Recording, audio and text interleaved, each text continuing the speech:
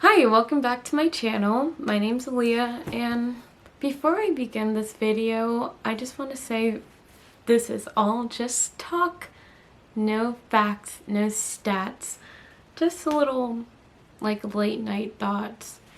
So the idea came to me when I was thinking about rappers and how their lifestyles don't really match, or the lifestyles they think about, or the lifestyles that they sing about don't really match the lifestyles that they're living when they first begin their careers. And then that got me thinking about the power of belief. So for example, it'll be like a broke college student who raps about owning multiple cars and having money, but then they eventually do get the lifestyles that they rap and sing about. So recent example, there's this guy on TikTok, he's like the Ben Hima guy. So he has this song, he's just posted it to the internet, and then, you know, it was catchy, it starts trending. He's talking about living lavishly and chilling in a chinchilla. Recently, I just saw that he posted that Genius had him on like a top 20 like upcoming artist list or something. Really cool. So, you know, next time we see him, he may be chilling in a chinchilla. Who knows? Other than artists, many things seem to work with the power of manifestation or the power of belief. For example, Trump, despite disapproval and having no political background, he became president and created a following so large that, you know, they wanted to overthrow a government for him. So, I don't know, that takes a lot than just being stupid or ignorant.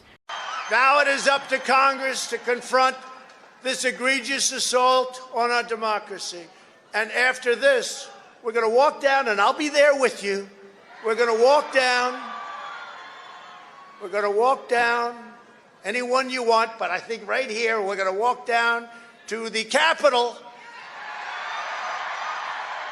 and we're going to cheer on our brave senators and congressmen and women, and we're probably not going to be cheering so much for some of them, because you'll never take back our country with weakness. You have to show strength, and you have to be strong. There's other politicians that started off as actors or like different things that made their way up to becoming like politicians. Another thing that I think works with the power of belief is religions. Not just like Christianity, but all religions. But in the example of Christianity, it's survived this long, multiple people believe in it, and it's created large communities that, you know, historically have been the reason for a few wars, you know? Beliefs. But not just the religion they're in, but sometimes the people in those religions are idolized, like mega churches and celebrity pastors like Joel Osteen, I think his name is. Emergencies, his reluctancy to donate to charity, and most recently during this time of pandemic when a lot of people need financial help more than ever, he's nowhere to be found. Now that doesn't seem very holy of him, does it? It would be great if he used this money that was donated to the church to, I don't know, help homeless people, help victims of various abuse, orphans. The guy is worth well over $100 million and has a very huge ass house. He owns multiple, in fact, not to mention nice cars, and I'm sure a lot of very pricey assets. Though he tries to be private with his personal life for obvious reasons. Perhaps because if everyone knew just how much stuff he had, maybe his blind disciples would finally stop following this wolf in sheep's clothing and lining his pockets with money.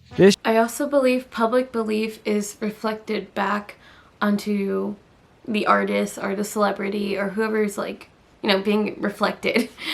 Like, for example, like the Kardashians have survived decades in this industry, and it seems like we've never stopped talking about them, like ever. So they believe in themselves to be these high, amazing people, even though they seem to have no talent. And they are, you know, they become that. So it just makes you think. Or even with the whole like cancel culture, like when it's happening, everyone's sending all this like hate. They believe this person's negative and it impacts them. Like you'll see careers or job opportunities and followings and money and opportunities, the doors just start closing during that moment. But you know, it never really lasts forever because they always come back. I don't know anyone who's really ever canceled. Because even the people who are canceled still have followers or still have some type of belief going to them. So as long as they have that, or belief for themselves, then I guess they'll still keep going like cockroaches. I also believe it kind of relates to simple everyday law of attraction. So you don't even have to be a celebrity or belief from many people towards you to have it work. For example, like narcissists, they create these realities in their heads. They have their own perception of where they sit in life and how people should treat them. And when you are confronted with them, when you enter their world, they're able to see any situation how they want. That's the reason why so many people have those stories with narcissists. Or simple, just like positive words of affirmation work so well. Or you could just be thinking about something and then, or you just say something and it happens. I've used it sometimes. Actually, I've used it many times and it's worked literally in front of my eyes. I would go to work and be like, my pockets are open to any tips, to any money, and I get money. I don't know. Or I would say I'm open to opportunities, and then with, you know, positive thinking and productivity, things happen. It seems like just simple cause and effect, but it really isn't. Like, you can be doing your best in anything and it could fail, but sometimes things happen and it helps when you're believing yourself. So I guess all this was just to say, believe in yourself and your projects. So anything that you want to achieve, just put all your positive juju on it. And productivity, do not be lazy, coming from a depressed procrastinator. Believe in yourself. Life updates though. I got a new tattoo with my brother. We're matching now. And I got it from a TikTok. So maybe I'll show you pictures. I'll show you the TikTok that I got it from.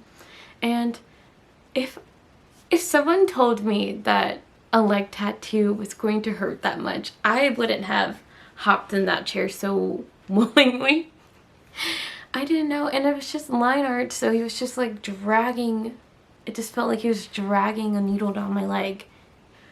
It was painful, but it was pretty quick and it came out perfect, so I'm really happy about that. And Watson just showed me this movie called Fire Breather, and it was amazing. I don't know why I've never heard of it. I think he said it came out in like 2009 on Cartoon Network. It's like CGI, it looks 3D animated. The story was amazing. It was just really quick and great pace. I'm just shocked I never heard of it until now, but I'm really glad I got that insight from this little movie. Thank you for joining me on this video and just a few thoughts that I had rolling around in my head. Remember to believe in yourself. Believe it!